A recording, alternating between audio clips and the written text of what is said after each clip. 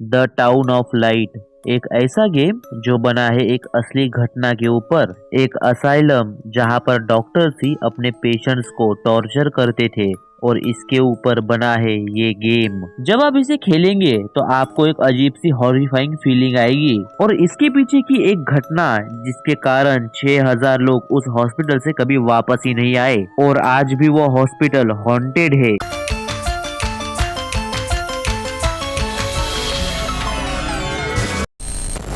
Italy में एक Volterra नाम का शहर है जहां पर 80s में एक हॉस्पिटल बनाया गया था जो दिमागी मरीजों के लिए था।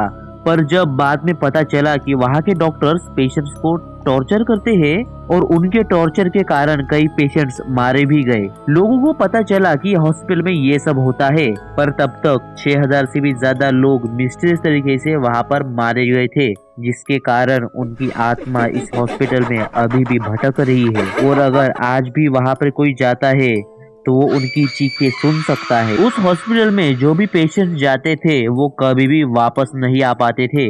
उस असाइलम के इंचार्ज डॉक्टर क्लाउस थे जिन्होंने अपने ही पेशेंट्स को टॉर्चर करना शुरू किया था। उस टाइम पेशेंट्स को एक चेयर में बैठाकर टॉर्चर किया करते थे और कई बार तो उन्हें बेड पर बांधकर टॉर्चर किया करते थे। हॉस्पिटल में ऐसे बहुत से खुफिया कमरे हैं जो वहाँ के डॉक्टर्स ने बनाए थे जहाँ पर पेशेंट्स को कैद करके रखा जाता था।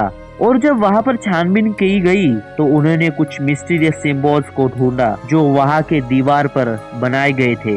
जब आप उस असाइलम में जाएंगे तो आपको बहुत सी मिस्टीरियस चीजें दिखाई देंगी। दीवार पर बहुत से मिस्टीरियस सिंबल और एक चेयर जो रूम के बीचों बीच रखी गई थी। लोग मानते कि वो चेयर पेशेंट्स को सजा देने के लिए रखी गई थी और बहुत से पेंटिंग्स जो दीवार पर बनाए गए थे वो भी बहुत ज्यादा डिस्टर्बिंग है। 1888 से लेकर 1978 तक ये असाइलम बहुत से हॉरिफाइंग घटनाओं से भरा पड़ा था। 1978 में यह हॉस्पिटल बंद हो गया, पर एक कहानी जिसके कारण लोग भी आज वहां जाने से डरते हैं।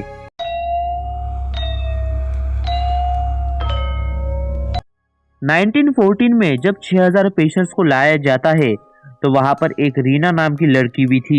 उसकी दिमागी हालत कुछ ठीक ना होने के कारण उसकी माँ ने उसे उस हॉस्पिटल में भेजा। रीना अपनी माँ से परेशान थी और उसे लग रहा था कि यहाँ पर आकर उसे कुछ अच्छा लगेगा, पर जब वो यहाँ आई तो शुरुआत के दिनों से उसके साथ कुछ ठीक नहीं हो रहा था। वहाँ के जो मेल नर्स थे वो उसे सेक्सुअली अब्यूज करते थे और हॉस्पिटल जंगल के बीचों बीच था, जिसके कारण रीना किसी को हेल्प के लिए बुला भी नहीं सकती थी। और जो वहाँ के डॉक्टर्स थे वो भी रीना को बहुत ही ज्यादा टॉर्चर कर रहे थे और इसी कारण रीना की हेल्थ हद से ज्यादा खराब होती गई। कई बार तो उसे उस मिस्टीरियस रूम में रखा जाता था, वो भी बहुत ज्यादा दिन तक। पर उसे वहाँ पर मिली एक दोस्त जिसका नाम एना था। उनके बीच बहुत ज्यादा गहरी दोस्ती हो गई थी। वो हमेशा ही एक दूसरे के साथ असाइलम में रहते थे, पर इसके साथ साथ उन्हें टॉर्चर भी सहन करना पड़ता था। एक दिन उन्होंने फैसला किया कि वो वहाँ से भाग जाएंगे और उन्होंने बनाया एक प्लान जिसके कारण वो वहाँ से भागने वाले थे। और जब वो लोग वहाँ से निकल रहे थे तो गलती से एना पकड़ी गई, पर रीना वहाँ से निकल चुकी थी और वहाँ से निकलते ही उसने पुलिस को खबर कर दी। पर इन्वेस्टिगेशन में एना का कोई भी पता नहीं चला और अगर आज भी आप वहाँ पे जाओगे तो उन पेशेंट्स की प्रेजेंस फील कर सकते हो। ये घटना होने के बाद 2016 में ही इसका एक गेम निकलता है। कहानी इसी असाइलम के ऊपर है। इस गेम में वही रीना वापस आती है इस उम्मीद में कि उसे अपनी दोस्त मिल जाए या फिर उसी की कोई चीजें। तो ये थी इस गेम की सच्ची कहानी।